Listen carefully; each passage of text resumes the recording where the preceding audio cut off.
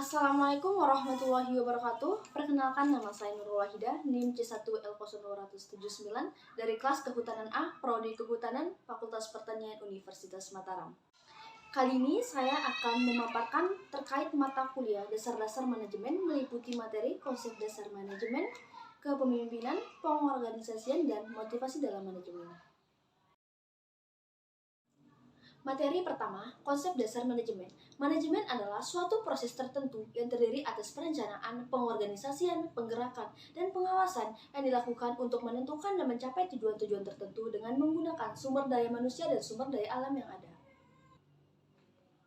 Adapun unsur-unsur dari manajemen. Pertama, man atau manusia, merujuk pada manusia sebagai tenaga kerja. Kedua, machine atau mesin, merujuk pada mesin sebagai fasilitas atau alat penunjang kegiatan perusahaan baik operasional maupun non-operasional.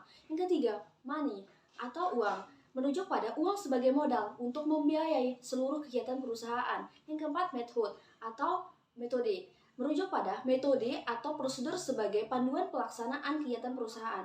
Yang kelima, material atau bahan baku, merujuk pada bahan baku sebagai unsur utama untuk diolah menjadi produk akhir untuk diserahkan kepada konsumen. Yang keenam, market atau pemasaran, merujuk pada pemasaran produk akhir kepada konsumen.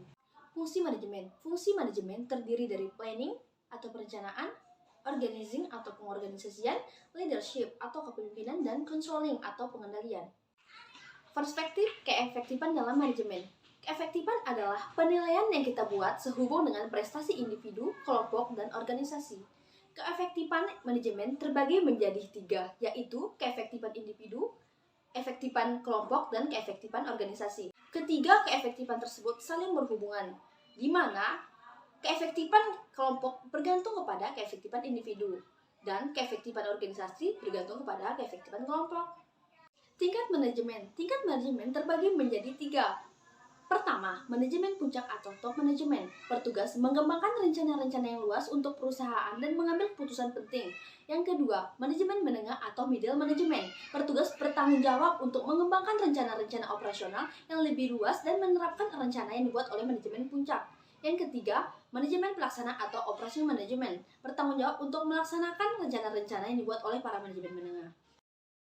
Materi kedua, organisasi dan manajemen. Organisasi adalah suatu kesatuan sosial yang dikoordinasikan secara sadar dengan batasan yang relatif dapat diidentifikasi, yang bekerja atas dasar yang relatif terus-menerus untuk mencapai tujuan bersama.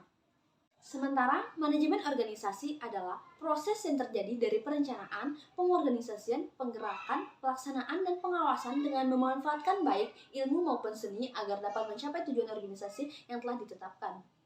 Mengapa kita perlu mempelajari manajemen? Ada 3 alasan mengapa kita perlu mempelajari manajemen.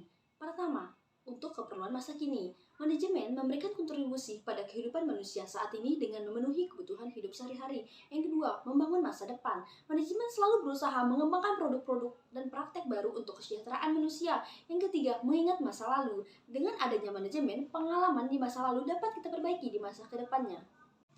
Pergeseran paradigma manajemen terdiri dari 6 pergeseran paradigma manajemen. Pertama, dari inward looking ke outward looking. 2, dari produktivitas ke kualitas. 3, dari command ke empowerment. 4, dari control ke partisipasi. Ke-5, dari size ke speech. Ke-6, dari specialization ke flexibility. Mengapa mempelajari teori organisasi dan manajemen itu penting? Karena pertama, organisasi selalu ada dalam kehidupan masyarakat. Yang kedua, organisasi memberikan bagian tak terpisah dengan tujuan hidup setiap individu. Yang ketiga, setiap orang menginginkan tujuan-tujuan dapat terpenuhi secara efisien dan efektif. Yang keempat, sebagian dari orang menginginkan mengejar karir dalam organisasi.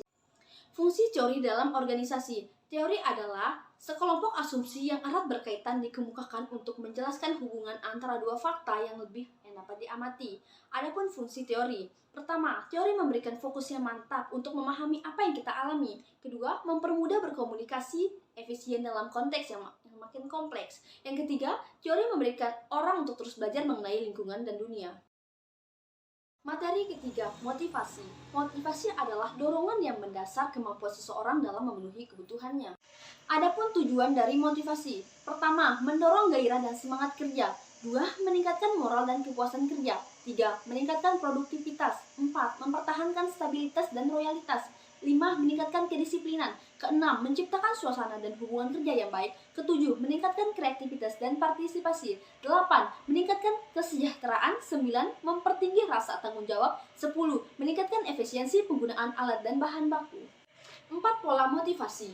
Pertama, achievement motivation, yakni tantangan untuk kemajuan dan pertumbuhan. Yang kedua, appreciation motivation, yakni dorongan untuk melakukan hubungan dengan orang lain. Yang ketiga, competent motivation, yakni dorongan untuk berprestasi guna mutu pekerjaan. Yang keempat, power motivation, yakni dorongan untuk mengendalikan keadaan, mengambil risiko dalam bertindak, dan perlu didukung oleh ketiga pola yang lain. Adapun cara memotivasi. Pertama, the strong approach, yakni menekankan kewenangan sebagai pemimpin. Yang kedua, to be good approach, yakni memberi kondisi kerja dan insentif yang baik. Yang ketiga, implicated bargaining, yakni persetujuan terhadap hasil kerja dan imbalan. Keempat, competition, ialah yang bekerja baik akan mendapatkan bonus yang sesuai. Yang kelima, internalized motivation, ialah perluasan pekerjaan, penggiliran pekerjaan, pentingnya kepuasan sosial, dan gaya kepemimpinan yang sesuai dengan situasi. Pandangan memotivasi dalam perusahaan. Ada 3 model, yakni model tradisional, 2 model hubungan sesama manusia, dan model sumber daya manusia. Adapun cara memotivasi agar efektif. Pertama, manajer harus aktif memotivasi bawahan. Kedua, manajer memahami kelebihan dan kekurangannya sebelum menekankan ke bawahan. Yang ketiga, manajer harus sadar bahwa pekerjaan punya dorongan atau kemampuan berbeda-beda. Yang keempat, penghargaan diberikan berdasarkan prestasi atau performance, bukan sekedar senioritas. Yang kelima, pekerjaan dirancang penuh dengan tantangan dan variasi. Bawahan harus sadar tantangan apa yang diharapkan dari dirinya. Materi keempat, kepemimpinan adalah kegiatan untuk memengaruhi orang lain agar mau bekerja dengan sukarela untuk mencapai tujuan kelompok. Gaya kepemimpinan. Gaya kepemimpinan pada dasarnya mengandung pengertian sebagai suatu perwujudan tingkah laku dari seseorang pemimpin yang menyangkut kemampuannya dalam memimpin. Gaya kepemimpinan terbagi menjadi 4. Pertama, gaya kepemimpinan demokrasi. Ciri-cirinya, pemimpin sebagai subjek, memiliki kemampuan berpartisipasi dalam setiap kegiatan, mengambil keputusan dengan musyawarah, dan mengutamakan kerjasama dan teamwork. 2. Gaya kepemimpinan otoriter. Ciri-cirinya, menempatkan kekuasaan di tangan satu orang atau sekelompok kecil. Pemimpin bertindak sebagai penguasa tunggal. Dan kedudukan bawahan semata-mata sebagai pelaksana keputusan, perintah, dan bahkan kehendak pemimpin. 3. Partisipatif. Merupakan gabungan antara otoritik dan demokratik. Pemimpin menyampaikan hasil analisa masalah dan mengusulkan tindakannya. Staf harus memberikan saran dan kritikannya, dan keputusan akhir oleh kelompok. 4. Bebas tindak. Merupakan pimpinan ofisial. Pimpinan melimpahkan wewenang sepenuhnya kepada bawahan. Karyawan menentukan sendiri kegiatan tanpa pengarahan, supervisi, dan koordinasi. Keputusan dan kebijakan lebih banyak dibuat oleh bawahan. Karyawan mengevaluasi pekerjaan sesuai dengan cara sendiri. Adapun macam-macam kepemimpinan menurut kepercayaan. Di sini terbagi menjadi 4. Pertama, kepemimpinan transaksional. 2. Kepemimpinan karismatik. 3. Kepemimpinan visional. 4. Kepemimpinan tim. Keterampilan manajer. Setiap manajer harus memiliki beberapa keterampilan berikut ini. Pertama, keterampilan konseptual. Kedua, keterampilan berhubungan dengan orang lain. Ketiga, keterampilan teknis. Keempat, keterampilan manajemen waktu. Dan kelima, keterampilan membuat keputusan. Nah, itulah ulasan singkat terkait materi dasar-dasar manajemen. Sekian dari saya. Wabillahi taufiq wal hidayah. Wassalamualaikum warahmatullahi wabarakatuh.